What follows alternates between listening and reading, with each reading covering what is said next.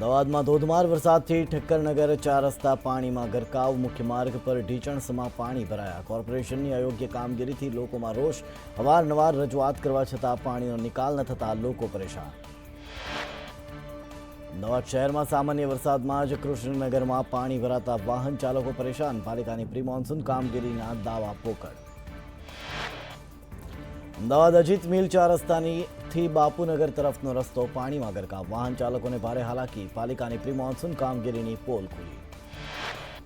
અમદાવાદમાં pre monsoon કામગીરીની pole ખુલી. એએમસીની પૂર્વ ઝોનની કચેરી સામે ગટરના પાણી ઉભરાયા. પાણીનો નિકાલ નહીં કરાતા ગટરના પાણી લોકોના ઘર અને દુકાન સુધી પહોંચ્યા. અમદાવાદમાં ધોધમાર વરસાદ પડતા અનેક જગ્યાએ પાણી ભરાયા. શહેરના પૂર્વ અને પશ્ચિમ વિસ્તારમાં પાણી ભરાયા. એરપોર્ટ સર્કલ આસપાસ પાણી ભરાતા વાહન ચાલકોને હાલાકી. અમદાવાદમાં ઠેર ઠેર વરસાદી પાણી ભરાતા તંત્રની પ્રી મોન્સૂન કામગીરીની પોલ ખુલી. નવા નરોડાના મેવાડા ગ્રીન ચોકડી પર પાણી ભરાતા વાહન ચાલકોને ભારે હાલાકી વેઠવાનો વારો આવ્યો. અમદાવાદના સેજપુર બોદા વિસ્તારમાં પ્રભાકર સોસાયટીમાં વીજળી પડતા મકાનની છત ધરાશાયી. ફાયર વિભાગની ટીમે ઘટના સ્થળે પહોંચી કામગીરી હાથ ધરી.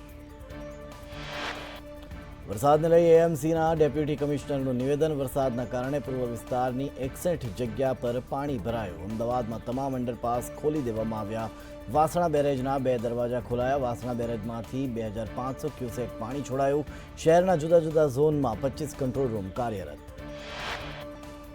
દક્ષિણ ગુજરાતમાં સતત 3 દિવસ વરસાદ. નવસારી, વલસાડ, સુરત, તાપીમાં વરસાદની ધમાકેદાર બેટિંગ.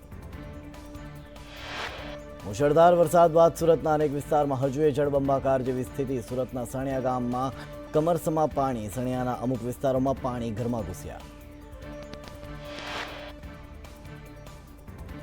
સુરતનું સણિયા ગામ પાણીમાં ગરકાવ. ખાડીના પાણી સણિયા ગામમાં ફરી વળ્યા. ઘરો, મંદિરો પાણીમાં થયા ગરકાવ. દર વર્ષે સણિયા ગામમાં ભરાય છે વરસાદી પાણી. દર વર્ષથી રજૂઆત છતાં કોઈ કામગીરી નહીં. સુરતના પલસાણામાં ખાડીના પાણી ખેતરોમાં ઘૂસ્યા. પાણી ખેતરોમાં ઘૂસી જતા શાકભાજીના પાકને વ્યાપક નુકસાન થયું. ખાડી સાંકડી બનતા પાણીનું વહેણ ધીમું બન્યું. ખાડી આસપાસના ગેરકાયદે બાંધકામ દૂર કરવાની માંગ. સુરતમાં વરસાદે પ્રી મોન્સૂન કામગીરીની પોલ ખોલી. કુંભારિયા ગામમાં ભારે વરસાદના કારણે ખાડીપુરથી 30 ઘરમાં પાણી ભરાયા. ગામના 250 લોકોએ સ્કૂલ, વાડી અને રસ્તા પર રાત વિતાવી. પાણીનો યોગ્ય નિકાલ ન થતા લોકોને હેરાનગતિ. સુરતમાં વરસાદે પ્રી મોન્સૂન કામગીરીની પોલ ખોલી. કુંભારિયા ગામમાં જળબંબાકારની સ્થિતિ સર્જાઈ. પાણીનો યોગ્ય નિકાલ ન થતા પરિસ્થિતિ ઉદ્ભવી. કુંભારિયા ગામના 250 લોકોની હાલત કફોડી બની.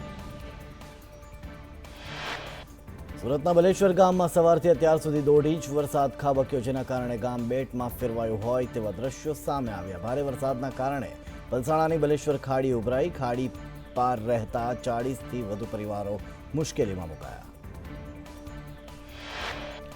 સુરત શહેરમાં પહેલા ચોમાસામાં રાંદેર અને કતારગામ વચ્ચેનો કોઝવે બંધ કરવામાં આવ્યો. ઉપરવાસમાં ભારે વરસાદ પડતા કોઝવેની સપાટી 6.11 મીટર થઈ.